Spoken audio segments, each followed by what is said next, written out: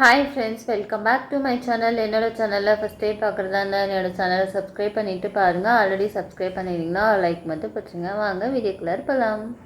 இன்றைக்கி நம்ம பார்க்க போகிற வீடியோ பார்த்திங்கன்னா ஒரு ஹேர் கேர் வீடியோ தான். என்ன அப்படின்னா சின்ன வயசுலேயே நிறைய பேருக்கு இளநரை வந்துடும். அதே மாதிரி கொஞ்சம் ஏஜ் ஆகாது, அது 35க்கு மேலே ஸ்டார்ட் ஆச்சுனாலே ஒயிட் ஹேர் ஸ்டார்ட் ஆகிடும். ஸோ அவங்களுக்கான ரெமெடி தான் இன்றைக்கி நான் கொண்டு வந்திருக்கேன் இந்த வீடியோவில். வீடியோ ஸ்கிப் பண்ணாமல் பார்த்துக்கிட்டே வாங்க. சின்ன சின்ன டிப்ஸ் இதில் சொல்லியிருக்கேன், அதுபடி ஃபாலோ பண்ணிங்க அப்படின்னா நீங்கள் அதுவும் இல்லாமல் இது கண்டினியூவாக இந்த பேக் போட்டுகிட்டே வந்தீங்கன்னா சீக்கிரட்லேயே ஒயிட் ஹேர் மறைஞ்சி பிளாக்காக மாறிடும்.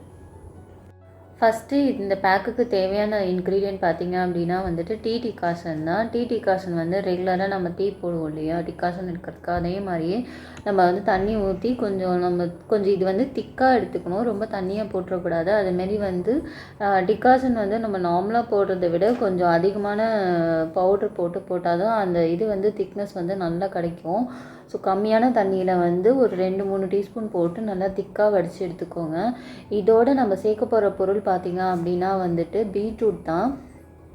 பீட்ரூட்டோட இன்னும் சில இன்க்ரீடியன்ட் போட போகிறோம். ஃபஸ்ட்டு பீட்ரூட் எடுத்து அதை மிக்ஸி ஜாரில் போட்டு அரைச்சிக்கணும். இந்த மிக்ஸி ஜாரில் பீட்ரூட் அரைக்கும் போது நம்ம தண்ணிக்கு பதிலாக அந்த டீ டிகாஷனை தான் ஊற்ற போகிறோம். என்ன பண்ணணும் அப்படின்னா நல்லா பீட்ரூட்டை ஃபுல்லாக கட் பண்ணிக்கோங்க. கட் பண்ணிவிட்டு அதில் நான் இன்னும் 2 இன்க்ரீடியன்ட் சேர்க்க போகிறேன். ஏன்னா இப்போ வின்டர் சீசன் அப்படிங்கிறதுனால நிறைய ஹேர் ஃபால் பயங்கரமாக இருக்குது, எல்லாருக்குமே இருக்கும்.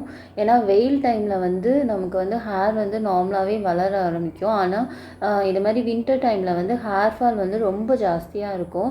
அதை கண்ட்ரோல் பண்ணுறதுக்காக தான் நான் இப்போ புதினா சேர்த்துருக்கேன். அதுவும் இல்லாமல் இது பிளாக்காக மாறுறதுக்காகவும் அதோட சேர்த்து கருவேப்பிலையும் நான் போட்டிருக்கேன். ஸோ இது ரெண்டுத்தையும் போட்டு இந்த பீட்ரூட் இதையும் போட்டு இதோட டீ டிகாஷன் போட்டு நல்லா ஜூஸ் எடுத்துகிட்டு வந்துடலாம். இந்த வீடியோ ஸ்கிப் பண்ணாமல் பார்த்துக்கிட்டே வாங்க. சின்ன சின்ன டிப்ஸ் சொல்லியிருக்கேன். ஸோ இப்போ நல்லா பிளெண்ட் பண்ணியாச்சு. பிளெண்ட் பண்ணதுக்கப்புறமேட்டுக்கு என்ன பண்ணணும்னா நல்லா வடிகட்டிடுங்க. ஆனால் நெய்ஸாக அரைச்சிட்டு வடிகட்டுங்க. அப்போ தான், ஏன்னா இதுக்கு நம்ம அந்த ஜூஸ் மட்டும் தான் தேவை. திப்பியாக இருந்தது அப்படின்னா ஹேரில் அப்ளை பண்ணும்போது நமக்கு அந்த ஹேரில் அப்படியே திப்பியாக நிற்கும், கரெக்டாக வராது, பிளெண்ட் ஆகி வராது. இது நல்லா வடிகட்டினதுக்கப்புறமேட்டுக்கு இதில் நான் ஒரு 4 பொடி சேர்க்க போகிறேன். நார்மலாக நான் ஹேர் பேக்னாலே யூஸ் பண்ணுற 2 இன்க்ரீடியன்ட் மெயினாக இருக்கும். ஒன்று பார்த்திங்க அப்படின்னா மருதாணி பொடி இருக்கும், இன்னொன்று பார்த்திங்க அப்படின்னா நெல்லிக்காய் இருக்கும். நான் இதில் எக்ஸ்ட்ரா இன்னும் 2 இன்க்ரீடியன்ட் போடுவேன். அது என்னன்றதை இந்த வீடியோவில் சொல்லியிருக்கேன், ஸ்கிப் பண்ணாமல் பார்த்துக்கிட்டே வாங்க.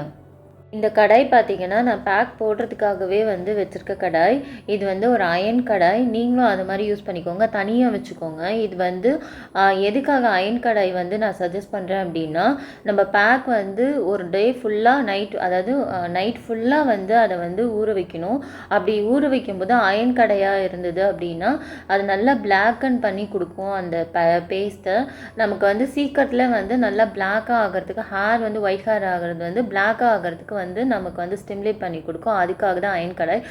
நான் ஃபஸ்ட்டு இன்க்ரீடியன்ட் என்ன போட்டிருக்கேன் அப்படின்னு பார்த்தீங்கன்னா செம்பருத்தி பவுட்ரு தான். செம்பருத்தி பவுட்ரு ஒரு டீஸ்பூன் அளவுக்கு போட்டிருக்கேன்.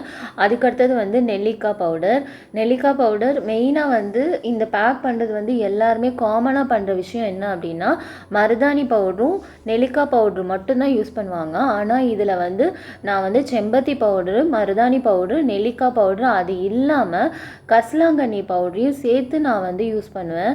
அதனால தான் இந்த பேக் கொஞ்சம் ஸ்பெஷல். ஏன்னா கரிசலாங்கண்ணி நம்ம நார்மலாகவே பிளாக் ஆக்கும் நம்ம ஹேரை. அதனால இதை கண்டினியூவாக நம்ம போட்டுட்டு வரும்போது ஹேர் ஆட்டோமேட்டிக்காகவே பிளாக் ஆகி நல்லா அந்த ஒயிட் ஹேர்லாம் பிளாக் ஆகி நார்மல் ஹேர் மாதிரி ஆகிடும். அதுக்காக தான் சொன்னேன் இந்த பேக் ரொம்ப எஃபெக்டிவாக இருக்கும்.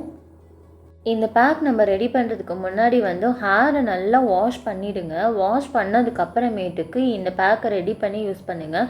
ஏன்னா அழுக்கு இருந்தது அப்படின்னா நம்மளால் அந்த பேக் ஒட்டவே ஒட்டாது, ஹேர் கலரும் மாறவே மாறாது.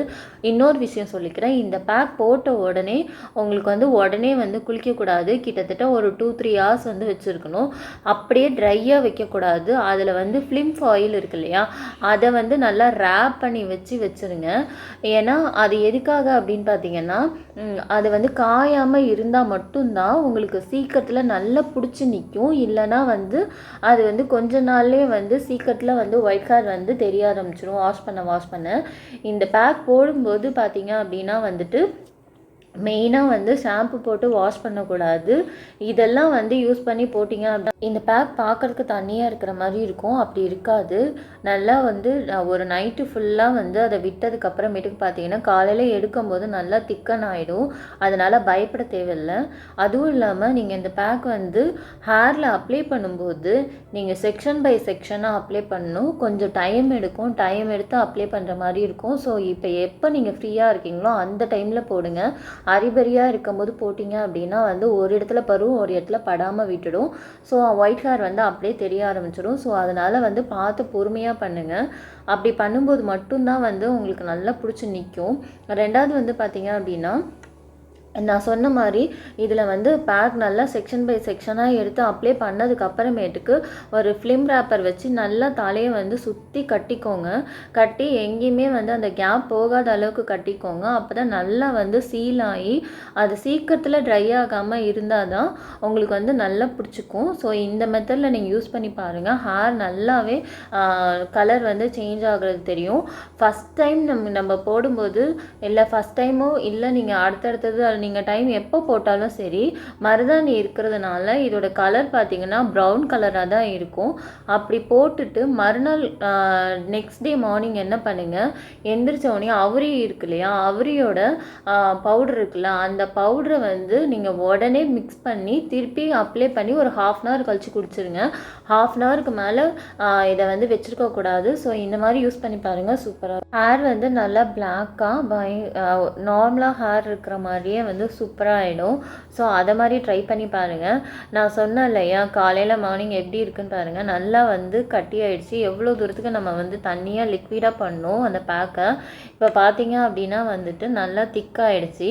இந்த பேக்கை எடுத்தால் அப்படியே நீங்கள் அப்ளை பண்ணிட வேண்டியதான். நான் சொன்ன சின்ன சின்ன டிப்ஸை ஃபாலோ பண்ணிங்க அப்படின்னா வந்து ஹேர் வந்து சீக்கிரத்தில் க்ரே ஹேர் இருக்கிறது வந்து சீக்கிரத்துலேயே வந்துட்டு நல்லா பிளாக்காக வந்து மாறிடும். ஸோ இது மாதிரி ட்ரை பண்ணி பாருங்கள். இது மாதிரி வேறு என்ன வீடியோ வேணுன்றது கமெண்ட் பண்ணுங்கள். நான் உங்களுக்கு வந்து அடுத்தடுத்த வீடியோஸில் வந்து எந்த மாதிரி வேணுன்றதை பார்த்துட்டு நான் உங்களுக்கு வீடியோஸ் வந்து ரெடி பண்ணி போடுறேன். ஐ ஹோப் உங்களுக்கு இந்த வீடியோ பிடிச்சிருக்கும்னு நினைக்கிறேன். உங்களுக்கு இந்த வீடியோ பிடிச்சிருந்துன்னா லைக் பண்ணுங்கள், ஷேர் பண்ணுங்கள், கமெண்ட் பண்ணுங்கள், சப்ஸ்கிரைப் பண்ணிக்கோங்க. பக்கத்தில் இருக்கிற பெல் ஐக்கானையும் மறக்காமல் கிளிக் பண்ணிக்கோங்க. இன்ஸ்டாவையும் ஃபாலோ பண்ணிக்கோங்க. பாய், நெக்ஸ்ட் வீடியோவில் பார்க்கலாம்.